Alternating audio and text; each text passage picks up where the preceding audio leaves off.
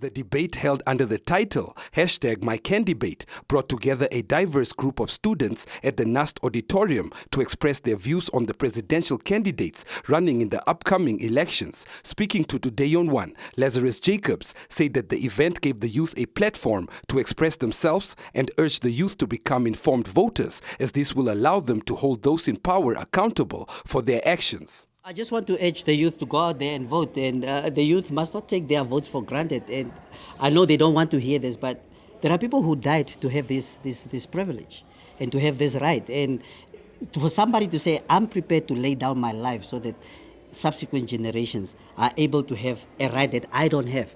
And then you have young people say, I'm not going to vote, or there's nothing to vote for, or I'm going to vote for that particular person. And you ask them why, and they're like, I just want something to happen, or I like that particular person. You see, when we have an attitude like that towards governance and towards government, we will continue having that attitude subsequent to that. So if you're going to vote for somebody just because you feel like that, when are you going to start holding them accountable? You understand? Whoever you're going to vote for, you need to be able to tell that person, man, I went through the trouble to vote, and I'm probably the first or second generation to ever have the right to vote. I'm going to hold you accountable for what you are telling me. But we should not have a blasé attitude about voting. Voting is an existential issue. If in countries when people don't vote, countries go to war. If people vote wrongly, people go to war. So you need to be able to make an informed decision when you go to the election. Some of the concerns raised among the youth in the debate include unemployment, corruption, access to information, and affordable land, as well as the independent candidate, Panduleni Itula. Vunani actually had to go and live in a shack to experience how it feels like to live in a shack. He had to get onto a bus to experience how it feels like to drive on a bus every single morning. But the reason why we still have a certain degree of trust in the people who liberated us is because they understand the value of our independence, of our freedom.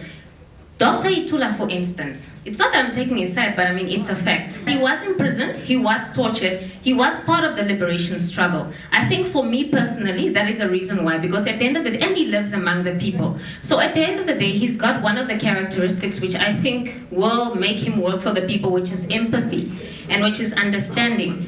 I can't really trust Vunani. It's not about his age, like I said, it's just more about his experience.